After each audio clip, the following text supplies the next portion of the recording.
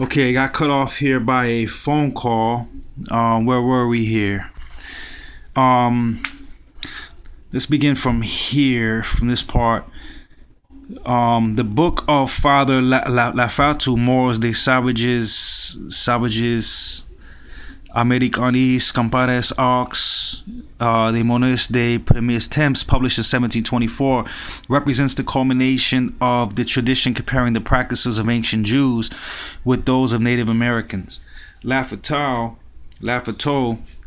in presenting Native American populations as having been separated from the rest of humanity before the revelation of Moses, attempted to demonstrate that the similarities between Indian and Jewish practices represented proof of their common religion since Adam.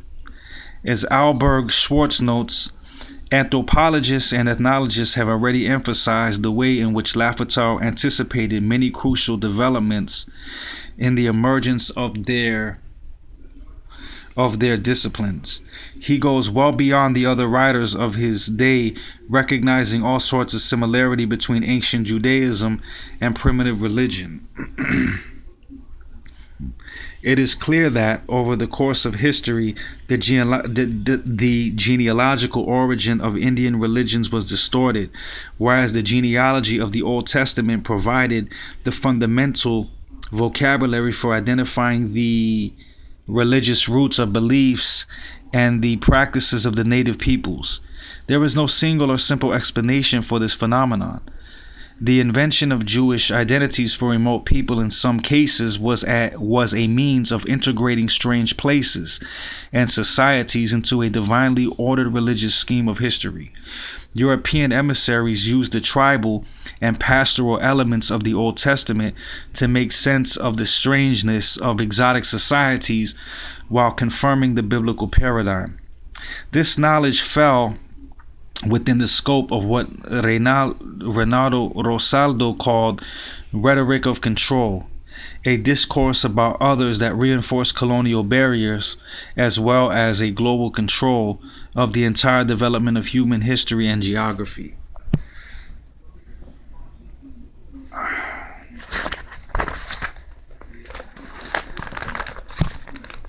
Colonial fantasies in Africa, Western, Central, and Eastern Africa.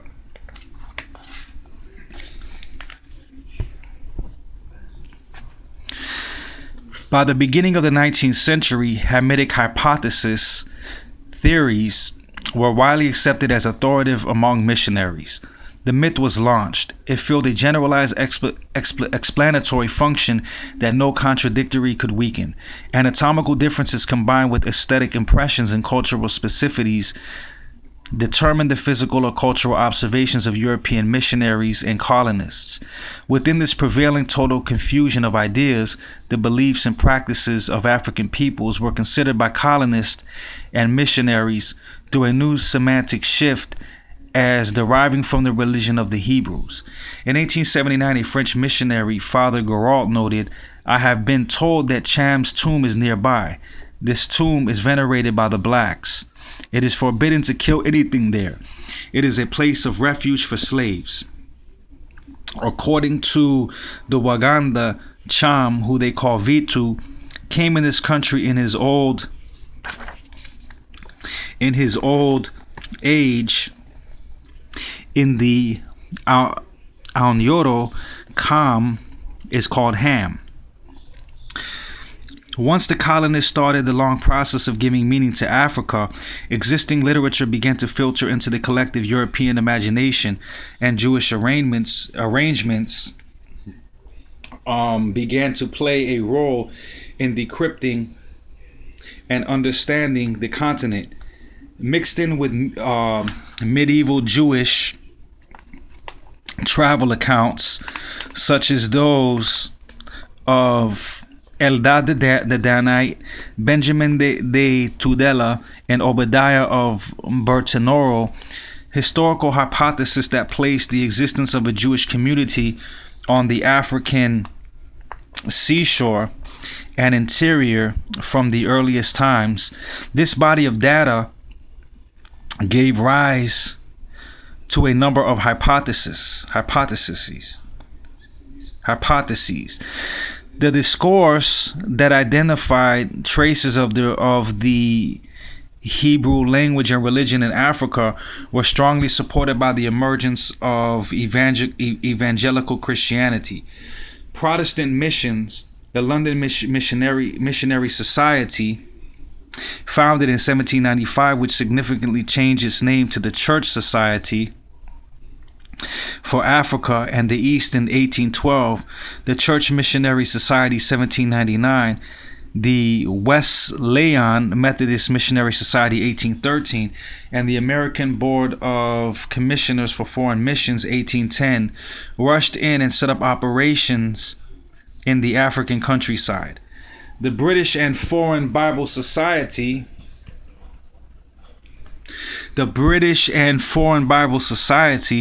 originally created for publishing Bibles in Gaelic, was converted in 1804 to the promotion of the most extensive circulation of the Holy Scriptures both at home and abroad. Africa was soon inundated with Bibles, which could only modify the course of its future. In the missions, one could observe an ambiguous wavering between the possible Hamitic, Semitic, or Nilotic origin of Africans. In the 1900s, Father van der Bugt, a Dutch missionary in Burundi, went into ecstasy over the Jewish faces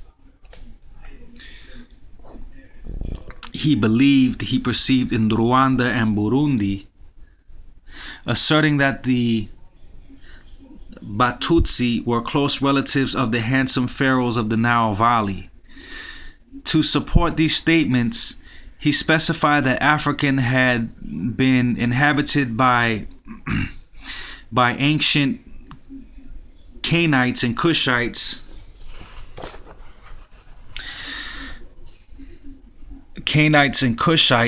then infused by successive waves of Semitic, Hamitic immigrants from Asia, of mixed-race people who for him made up the Hamites. It was claimed that the late Hamitic conquerors who had contact with the Semitic cousins in Mesopotamia or Arabia. This idea about the Gala, expressed as early as 1862 by the French traveler Tromau and later by Monseigneur Leroy, became widely assumed in the missions, in particular among the white fathers,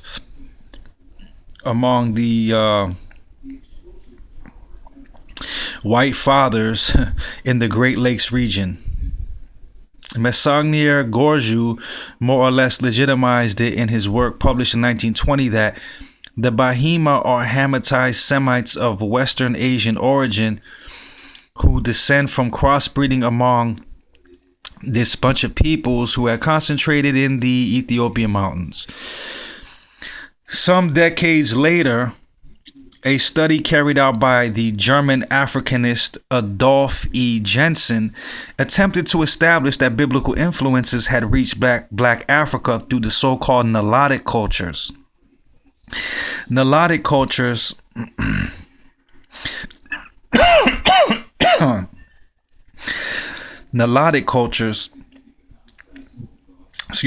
Nilotic cultures, according to Jansen, constituted a unit at linguistic and cultural levels. They occupied an area to the most east and west of the Upper Nile, of which the Maasai constituted the most southern group. Jensen explained the similarities between Nilotic and biblical cultures as follows.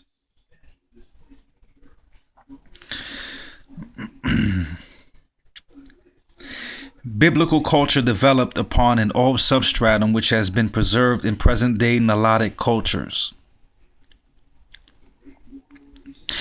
In other words, in relatively early times, which undoubtedly preceded the development of Egyptian high culture, one uniform culture must have held sway over the very similar geographical areas of Western Asia and Northeastern Africa, and this culture must have closely resembled the present-day Nilotic cultures.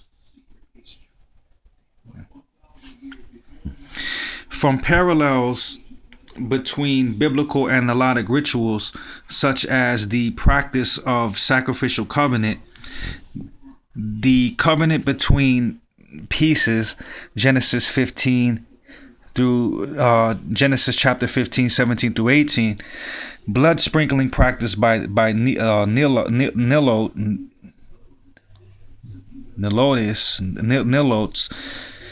and ancient Hebrews, or the interdiction on eating pork among Cushitic peoples. Jensen concluded that a precursor of the culture of the Old Testament was related to the Nilotic culture of Northeast Africa. This is the explanation of the fact that wherever the Nilotic culture penetrated, and especially in South Africa, Old Testament type influences can be observed. The case of the Maasai was studied by M. Merker in 1904, a German officer who perceived significant parallels between this group of shepherds from the Kenya and northern Tanzania and the myths and customs of the Hebrews of the Bible. After studying the history of the creation of the world, the fight between God and the dragon, the flood, the history of Moses, whom Merker identified with the Masai Marumi or Musama, and the Ten Commandments, Merker concluded that the Maasai,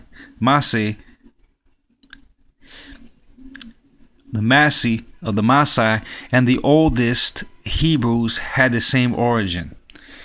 Joseph Williams, a Jesuit and member of the Royal Geographic Society and of the American Geographical Society, published Hebrewisms of West Africa, from the Nile to the Niger with the Jews, 1930, with the help of eminent scientific personalities, historians, anthropologists, and colonial officers.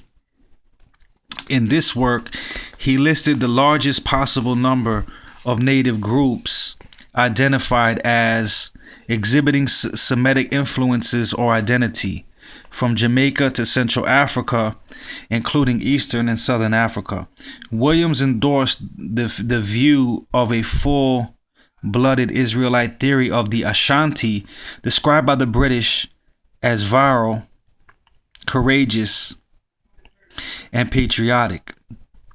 In a detailed study, he affirmed that he identified the supreme being of the Ashanti with the Yahweh of the Old Testament, and concluded, "Thus far, we have shown certain cultural elements common to the Ashanti and the ancient Hebrews, such as Ob cult, religious dances, use of Amen, vow value, patriarchal system, parallel symbolism of authority in stool and chair, endogamy, cross-cousin marriage rite, and the part that wine plays in the ceremony, uncleanness after childbirth, purification ceremony, menstrual seclusion, besides Ashanti loan, words of apparent Hebrew origin." When in the beginning of the 19th century, Europeans explored the basins of Senegal and Niger, they discovered pure societies little known up to that time that took interest in their origins and seemed to be superior to the neighboring agricultural groups. The collection of information on the Pale went with the search for the sources of Senegal and Niger rivers and the exploration of Timbuktu by French colonists. In France,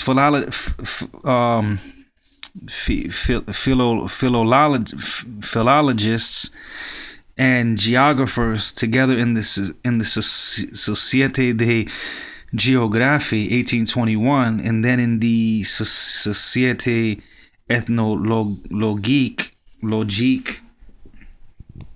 Société Ethnologique 1839, linked with this hypothesis the idea that the pure, light-skinned, and of Oriental origin was superior to black natives.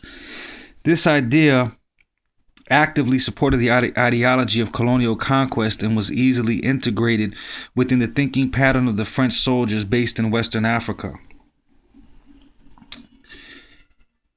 Theories according to which the Peul were descendants of ancient Jews became widely known thanks to the works of Maurice de la Fosse, 1870-1926, who was a French colonial administrator, historian, and ethnographer. He argued that in Haut Senegal, Niger, that the legendary ancestors of the Peul, the Fouad, were Judaic Syrians whose branches scattered through Egypt and Cyrenaica and Cyrenaica up to Western Africa.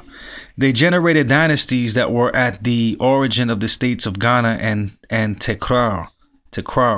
A second migration from Cyrenaica to Air, probably around AD 90, followed by another wave in the middle of the 2nd century in Akar, near Nema in today's Niger, would have given birth to the Empire of Ghana. De la Fosse explained, driven from Ghana by the Soniniques of Al-Gaudo in the 9th century, the Jewish Syrians took possession of Futa. Whites and blacks mixed with their flocks. A large number of blacksmiths were with them. Their chief was named Ishmael. The people dispersed themselves among the tribes of the conquerors. The Jewish Syrians were become the Peul, the dispersed.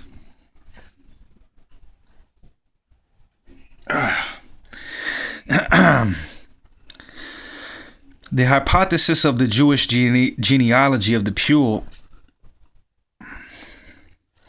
the cornerstone of De la Fosse's reconstruction scheme of Western Africa, took root in the descriptions of Africa and France and elsewhere.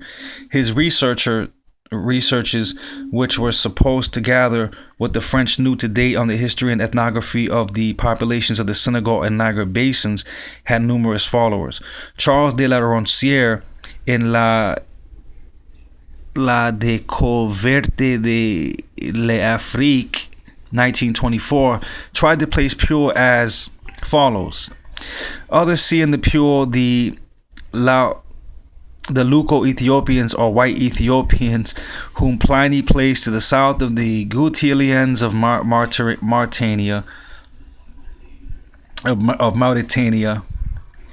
the Peria Ethiopians of Ptolemy. The latest data of anthropology and linguistics, in connecting them with Semite races, make them Jewish immigrants who came from Palestine to the Sudan by way of Egypt.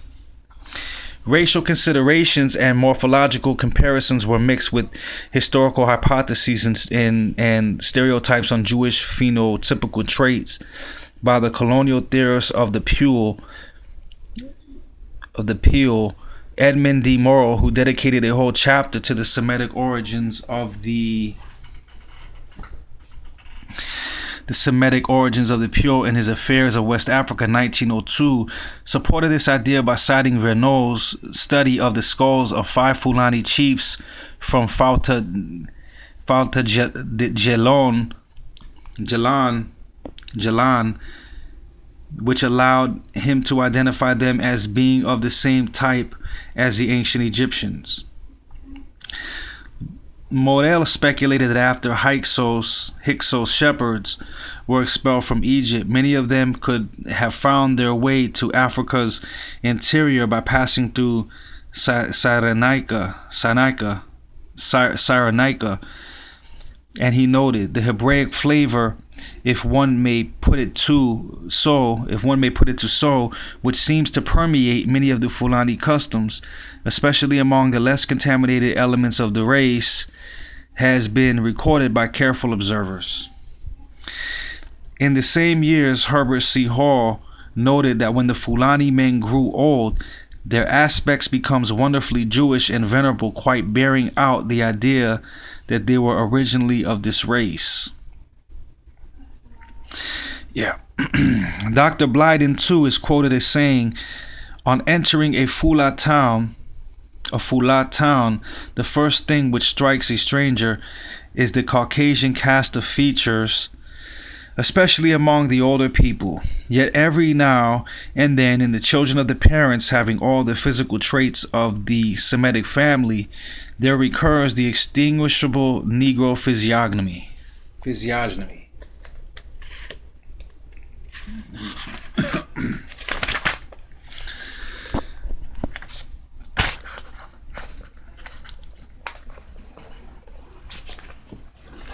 Okay.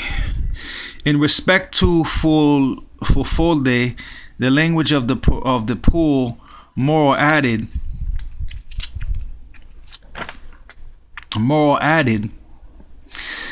Fulfulde cannot as yet be definitely classed among the languages, but as far as our knowledge extends, it has Semitic antecedents. Captain de Garadan, who published a handbook in Fulfulde, stayed for several years in Senegambia and built up relationships with the pure. In the lecture he delivered in 1886 before the 7th Congress of Orientalists, he was struck by their particular knowledge of Jewish history. He considered that the pure evoked Hebrew characters from the Old Testament with familiarity, and knew the events described therein, talking about this period as if it were their own history. It would seem that the Fulani, even if they did not themselves profess the Jewish faith, which I should have a tendency to assert more than to deny, were at least influenced at one time or another by the Israelites. They directly received the legends of the Old Testament. For the neighboring groups such as the Yoruba or Masi, even though differing circumstances prevailed in each area, the use of a Hebrew or Israelite model seems to have penetrated every corner of Africa. European colonists developed a repertoire of comparative procedures, genealogy, and morphology to account for religious resemblance and diversity. This amalgamation played well with the guidelines to the official Christian ideology, which was hostile to theories of evolution and rather favorable to migration schemes connected with the biblical story. The superior Hamites or Kamites, related to the Semites, exhibited marks of degeneration in comparison with their supposed superiority in previous centuries or millennia, which suited well the redeeming intentions of colonial and missionary politics. In the rivalry that existed between Arabs and Protestant and Catholic missionaries, this theory favored the Christian cause against Islam.